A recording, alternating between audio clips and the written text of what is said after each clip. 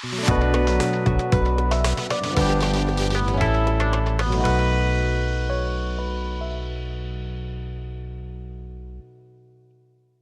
diving into the world of Jose Silva.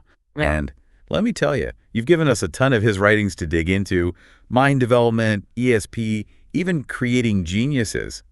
It's going to be a wild ride. It's really fascinating stuff, especially since Silva was really digging into areas like intuition and ESP, even way back when, things that even now traditional science is just sort of starting to get a handle on. Yeah, like he had this secret roadmap almost to this potential that most folks just weren't really hip to. And he talks a lot about this alpha level of the mind. What was Silva getting at with that? So it's actually pretty interesting when you think about it. His alpha level stuff actually lines up with our modern understanding of brainwave states. So those alpha waves, they're all about that chill vibe, that feeling when you're really in the flow and things just click, creativity just flows. And Silva, he was convinced that we could consciously tap into that alpha state if we use the right techniques. So it's not just waiting around for these aha moments to just kind of happen. He thought we could train our minds to be ready to receive them or something. Exactly. He developed all these different techniques, visualizations and affirmations, things like that. And he really believed that these, when done right, could shift people into this, more receptive alpha state kind of at will. Okay, now that's what I call intriguing. Yeah. I've played around with meditation a bit, but this approach, it feels so much more, structured maybe. Goal-oriented, for sure. Yeah. And that's a really key difference with Silva. He wasn't just saying, hey, relax more. It was more like he was all about harnessing that alpha state, putting it to work, problem solving, boosting your creativity, even tapping into your intuition. And didn't he come up with that three fingers technique thing? Yeah, I was reading about that in one of his books, and gotta be honest, I was pretty skeptical. Still am, a little, but also curious. Oh, yeah, that's a classic Silva move right there. Combining something simple, physical, like pressing your fingers together with a mental affirmation. And the whole deal is you create this conditioned response in your noggin, training your mind to access that state whenever you want, basically. So it's like building a mental shortcut straight to that alpha state. But I mean, how do you even know if it was actually working? Well, a lot of it was based on, people's experiences and his own research. And to be fair, that doesn't always line up with the crazy strict standards of, scientific studies these days. But the ideas behind the three fingers technique, they do kind of jive with what we know about anchoring and the power of suggestion in psychology, right? That story about the businessman always pops into my head. The one where he uses the three fingers technique right before this big meeting and ends up dodging this disastrous investment. It makes you wonder if, maybe we've all got this inner guidance system that's just waiting to be fine-tuned. And maybe Silva's techniques are how we do that. It's definitely a powerful way to think about it. And that's kind of what Silva believed, that this intuition thing, it wasn't some supernatural superpower, but just a normal human ability that we can train and sharpen just like we do with our bodies at the gym. But it wasn't just intuition for him, was it? I mean, Silva also claimed that his techniques could be used for healing, serious health stuff. And that's kind of where I start to, wonder if maybe he was pushing it a bit. Yeah, that's definitely where his work veers off into. It gets a little more controversial. But Silva, he was absolutely all about that mind-body connection. Really believed that what you think can impact your physical health. He even goes on to give these super detailed instructions for dealing with specific ailments, right? Like headaches, back pain, even kidney stones. It all boils down to picturing what you want and really truly believing in the healing process, yeah. Totally. He thought that by vividly picturing the outcome you want, in this case a healthy body, we could actually influence our physical selves. Okay, I'll be honest, that does sound kind of magic-y to me. But you're saying there's actual science behind this whole mind-body link. Well, I'll admit, his methods were a little unorthodox for sure. But the science is definitely backing up this idea that visualizations, especially when they're paired with a strong belief that you'll recover, can actually help with healing. It all ties into that placebo effect, where what we believe can really, truly impact our physical experiences. Now, that is wild. So even if I don't necessarily buy into this whole visualizing a kidney stone away thing, there's still something to be said for the power of belief and staying positive when it comes to our health. 100%.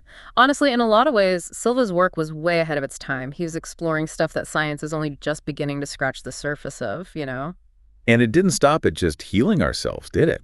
Silva thought these techniques could, like, influence other people too. Psychic healing, he called it. Yeah, he truly believed we could like send healing vibes to other people just using our minds and visualizations.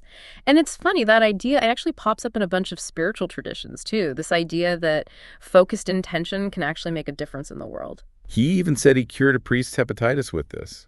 But did he ever, show any proof to back up these kinds of claims? Well, Silva relied a lot on anecdotal evidence, which, let's be real, makes it pretty tough to prove scientifically. But those stories, whether they're 100% true or not, they're pretty compelling, right? They definitely make you stop and think twice about what we think we know about what's possible. And speaking of stopping and thinking twice, his ideas about influencing a kid's abilities even before they're born, that's some next level stuff. Encouraging parents to use visualization and mental programming during pregnancy to shape their kid's future. Wow. It's definitely one of the more ethically complicated aspects of his work. I mean, on the one hand, it's kind of wild to think you could influence a kid's destiny just with your thoughts, right? It makes you think about free will and all that. But on the other hand, it just shows how much Silva believed in the power of the mind to shape reality. It's like he was saying, why wait till the baby's born to start shaping their potential? But I hear you, it definitely gets into some murky territory when you start talking about free will and influence and all that. For sure. It's something that needs to be discussed carefully. Yeah. Absolutely. And it really underlines just how important it is to approach these mental techniques with, a strong sense of ethics and responsibility. Absolutely. And speaking to ethics, did Silver ever say anything about the potential downsides or even dangers of these techniques, especially if they fell into the wrong hands? Oh, for sure. He was definitely wary of folks becoming way too reliant on these techniques, or even worse, using them to manipulate other people. He always stressed that it was all about personal growth, becoming a better you, and then taking that and doing some good in the world. So it wasn't about gaining some kind of edge over others, but more about empowering yourself and then using that to make the world a better place. Did he think everyone could tap into this stuff, or were some people naturally gifted, in his view? Silva was convinced that deep down, everyone had these abilities just waiting to be unleashed. He compared it to learning any skill, really. You put in the time, you practice, you get better. He even suggests practicing with a buddy, visualizing stuff and having them guess what you're picturing. Sounds kind of fun, actually. It's like he wanted to turn this whole thing into a shared adventure. Totally. He really believed that learning and growing was way more fun and maybe even more effective when you had other people along for the ride, a sense of shared energy, a support system. That's really cool, especially in this day and age, right? Yeah. Everyone's so focused on themselves. He wasn't just teaching techniques. It's like he was building a whole community around growth and exploration. It reminds me of those, what are they called, think tanks, where everyone puts their heads together to solve problems. Did Silva ever create anything like that? Any groups or organizations? He did. He started something called the Silva Method. And it's still going strong. They hold seminars and workshops all over the world, teaching his techniques. It's like a whole global network of people who are super into exploring the potential of their minds. That's awesome. So his work is still going strong, not just in his books, but through all these people who are out there practicing his methods. But, okay, changing gears a bit, I'm curious about this whole centered thinking thing we touched on before. What was Silva getting at with that, and why was it so important to him? So Silva felt that traditional education, even Western culture as a whole, it tends to favor the left side of the brain, logic, analysis, breaking things down step by step. And centered thinking, as he called it, was about getting that right brain in on the action, the more intuitive, creative, big picture side. It wasn't about ditching logic altogether, but finding that sweet spot, that balance between the two. So it's about harnessing the power of both sides, not just picking one over the other. Did he believe that this, balanced approach was the key to unlocking our full potential? That it could literally make us more intelligent? He totally did. Silva saw centered thinking as the secret sauce to achieving true genius. And for him, genius wasn't just about being book smart, It was about creativity, intuition, compassion, having a deep understanding of yourself and the world around you. And this wasn't just some, self-improvement thing, right? He felt it could be applied to solving some of the world's biggest problems. Absolutely. He really believed that if people could tap into this balanced way of thinking, we could create a better, more harmonious and sustainable future. It's a great vision, for sure. But did he ever say how to actually get there? Did he think that if enough people learn these techniques, the world would just naturally become a better place? He knew it wouldn't be easy, for sure. He knew it would take a real conscious effort to shift our values as a society. He stressed the importance of personal responsibility, ethical behavior, and really truly wanting to use these abilities for good. It's not just about having the tools, it's about what you choose to do with them. Like that old saying, with great power. That was great responsibility. Yeah, exactly. And he did sometimes worry that these techniques, powerful as they could be misused, that they could be dangerous in the wrong hands. So how do you prevent that? Did he have any safeguards in mind? He really cautioned against getting too caught up in the more, out there stuff, like Yeah. psychic abilities or using this stuff for personal gain. He always emphasized that real fulfillment, real happiness, came from aligning yourself with a greater purpose, using your abilities to help others to make a difference. It's a good reminder that no matter how well-intentioned you are, these are still powerful tools. And you've got to be careful, ethical, about how you use them. And back to the techniques themselves for a sec. You mentioned earlier that Silva believed we could actually influence reality, like literally change things through our thoughts and visualizations. Was there a particular technique he recommended for doing that? He did. He called it the mental video. And it involved like really creating this detailed mental picture of what you want. And I mean, really experiencing it, engaging all your senses as if it was happening right now in this moment. And he thought that if you practiced this mental video enough over and over, you could actually influence your subconscious and make it more likely that those things would happen in your life. So it's not just daydreaming. It's about like really creating a vivid, emotionally charged scene in your mind, almost like you're directing your own movie of how you want things to play out. That's a great way to put it. Did he give any specific examples of how to use this for like everyday stuff? Oh, yeah, for sure. He said you could use the mental video for pretty much anything. Improving your health, attracting more wealth, even finding love or success in your career. One example he gave was using it to visualize a job interview. Like picturing yourself totally rocking the interview, nailing all the answers, and getting the job. It's like a mental dress rehearsal. Prepping your mind and energy for success. Did he think this visualization thing worked better at certain times or in specific places? He was really into the power of the subconscious mind, especially right before you go to sleep. He recommended doing your mental video before bed, letting those positive images and emotions really sink in. He thought it could influence your thoughts, feelings, and actions the next day. It's so interesting how he found ways to work these techniques into everyday life. Yeah. Making them feel doable and relevant for anyone who wants to improve their life. Yeah. And I love how he emphasized laughter and playfulness too. Like it wasn't all serious mind-bending stuff. Oh, totally. He knew that if you approach these things with a little lightness, a sense of humor, it made the learning process more fun, and maybe even made the techniques work better. He was all about laughing freely, finding the humor in everyday things, and approaching this whole journey with a sense of wonder like a kid. It's almost like he's saying, don't be afraid to enjoy the ride. Okay, last question for now. I'm really curious about Silva's own journey.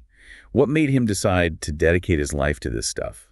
His story's pretty inspiring, actually. He wasn't some, big shot academic. He started out as a radio repairman, didn't even have much formal education. But he was incredibly curious about the mind.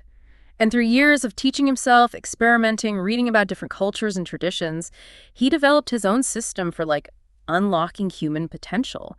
And he was super passionate about sharing what he learned. So it's a classic story of someone who bet on themselves, right? Sure. Shows you that it doesn't matter where you come from, what your background is. Everyone has the potential to learn, to grow, to make a difference. Exactly. His life was a testament to the power of curiosity, believing in yourself, and never stopping learning. He was convinced that everyone, every single person, had hidden potential just waiting to be discovered. It's a great message, especially for anyone who feels stuck, like they've hit a wall. It's never too late to start exploring what your mind is truly capable of. Absolutely. And the cool thing is, with the right tools and a little guidance, that exploration can be an incredible experience. Speaking of tools and guidance, did Silva ever talk about using these techniques to connect with, like something bigger than ourselves, a higher power maybe? It's something a lot of spiritual traditions talk about. Oh, he was all about tapping into something bigger, for sure. He called it subjective communication. And he said it was like accessing this wellspring of wisdom and guidance, something beyond our everyday thoughts. So kind of like having a direct line to your intuition, that aha part of your brain, but not just waiting around for it to happen. Like Yeah. you're using a more, I don't know, structured approach to get there. Exactly. But he didn't think it was like some exclusive club or anything. He said anyone could learn to do it if they were willing to put in the work.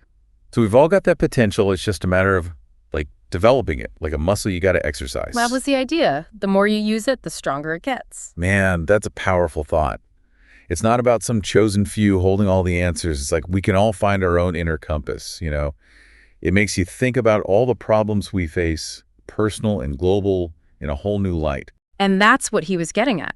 He really believed that if enough people could tap into this deeper awareness and then use it for good, it could create a ripple effect, a shift towards a more peaceful, compassionate, and just world. That's a beautiful vision, no doubt. Yeah. So it's not just about self-improvement. It's about each of us playing a part in this like evolution of consciousness, something bigger than ourselves. Absolutely. Silva, he was convinced that true fulfillment, true happiness, came from using your abilities to make a difference in the world around you. Not just achieving your own personal goals, but making a real impact. It's a good reminder that we're all connected in a way, that what we do, what we think, even how we feel, it all matters. It's a lot to process, but it's also incredibly hopeful, don't you think? I think so.